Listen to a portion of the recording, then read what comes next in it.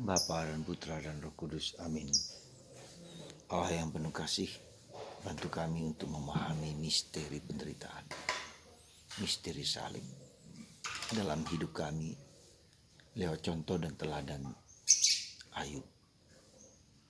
Bantu kami untuk tidak mengagungkan diri kami sendiri, tapi belajar menjadi orang kecil, menjadi pelayan bagi orang lain. Terpujilah namamu kini dan sepanjang segala masa. Amin. Para saudara, dalam bulan Kitab Suci Nasional setiap bulan September, kita diajak untuk membaca, merenungkan Kitab Suci, tapi terlebih mencintai Kitab Suci. Karena dari Kitab Suci itu kita belajar banyak mengenai kehidupan.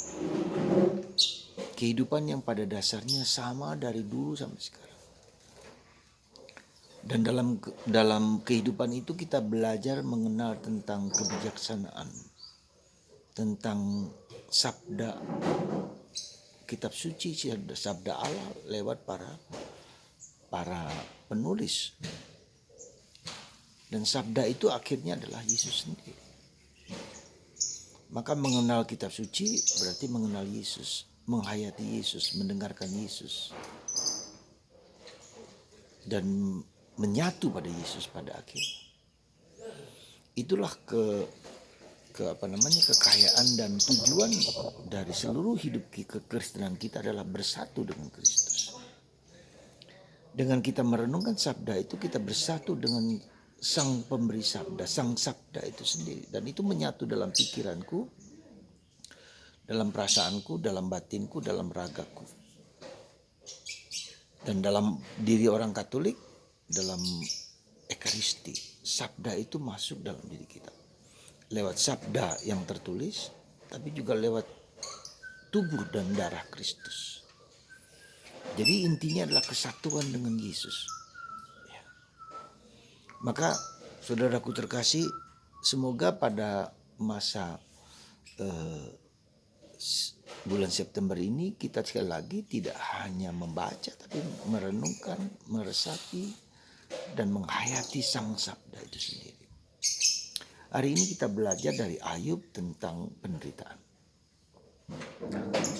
Kenapa penderitaan itu bagian yang misteri yang sulit sekali dimengerti, dipahami. Dan dalam diri Ayub tidak hanya bahwa itu penderitaan sebagai suatu kejadian-kejadian yang sekedar bahwa misalnya kehancuran, keluarganya hancur, dihabiskan semua kekayaan.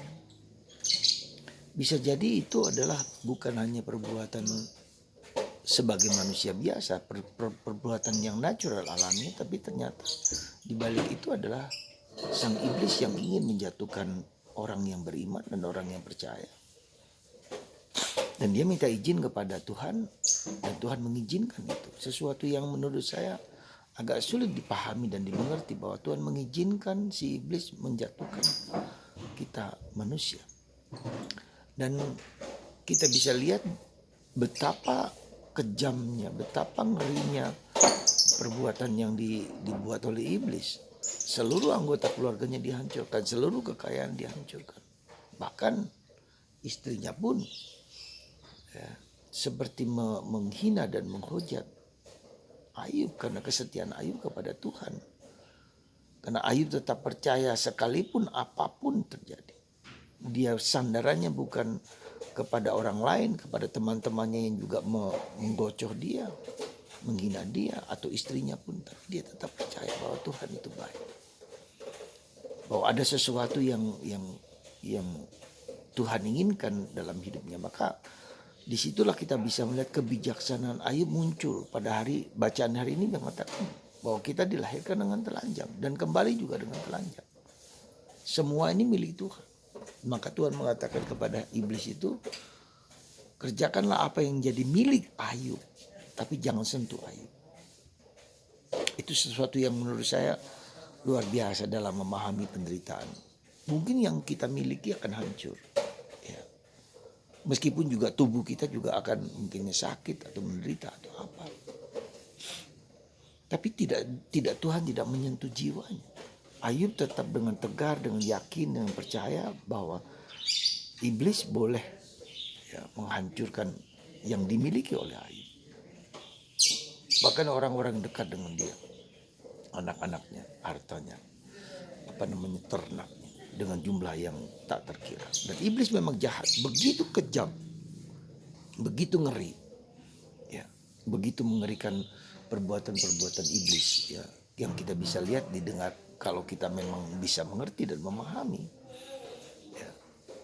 Nah, itu jadi saudaraku terkasih dalam Kristus. Lalu apa yang pelajaran yang kita bisa lihat? Bahwa Tuhan itu dalam tanda petik selalu mengatakan bukan bukan Tuhan yang melakukan itu, tetapi perbuatan-perbuatan kita lah yang melakukan itu, atau perbuatan-perbuatan iblis yang berada di balik itu semua. Hidup itu semacam ujian demi ujian untuk meningkatkan, menumbuhkan sesuatu yang lebih tinggi, lebih dalam, lebih lebih sungguh-sungguh. Jadi hidup itu ada di tangan Tuhan dan kita tidak bisa mengontrol kehidupan. Semua di dalam kontrol Tuhan. Dan Tuhan mengendaki ada sesuatu yang mau ditambahkan dalam diri kita. Kebijaksanaan, perjumpaan dengan Tuhan. Meskipun pada akhirnya nanti kita lihat bagaimana Ayub juga dalam perjalanan waktu digoda oleh teman-temannya bahwa engkau salah. Bahwa digoda oleh teman-temannya bahwa dia menyalahkan Ayub. Tapi Ayub mengatakan dengan sepenuh hati, aku tidak bersalah. Tetapi meskipun pada akhirnya Tuhan menantang juga, karena Tuhan ditantang oleh Ayub. Apa yang sudah dilakukan Tuhan? Tapi Tuhan bertanya kepada Ayub, di manakah engkau ketika aku menciptakan semesta alam? Jadi sekali lagi, semua alam ciptaan, segala sesuatu tidak tergantung kepada saya. Saya bukan kontrol terhadap kehidupanku, bahkan pada orang lain, bahkan siapa istri, suami, anak-anak Anda, bukan dalam kontrol Anda.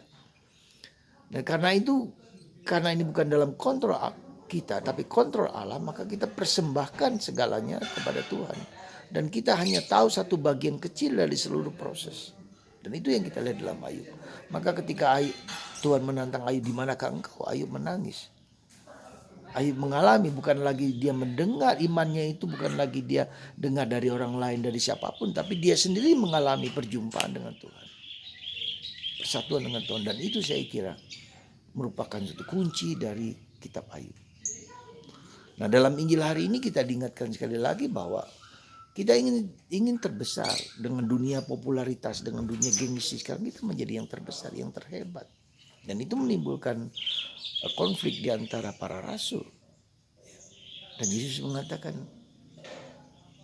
bukan yang terbesar adalah justru ketika orang menjadi pelayan, menjadi kecil. Keterbesaran orang itu ketika dia menjadi kecil, ketika dia mau melayani orang-orang lain, terutama orang-orang kecil.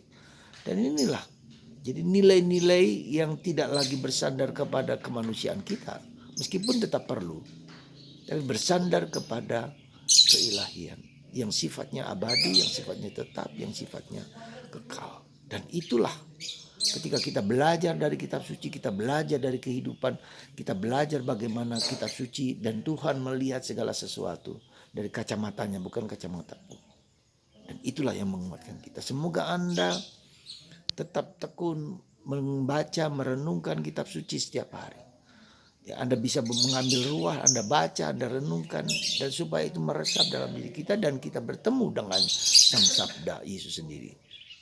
Dan ini penting bagi kita karena kita berpikir dengan kata-kata.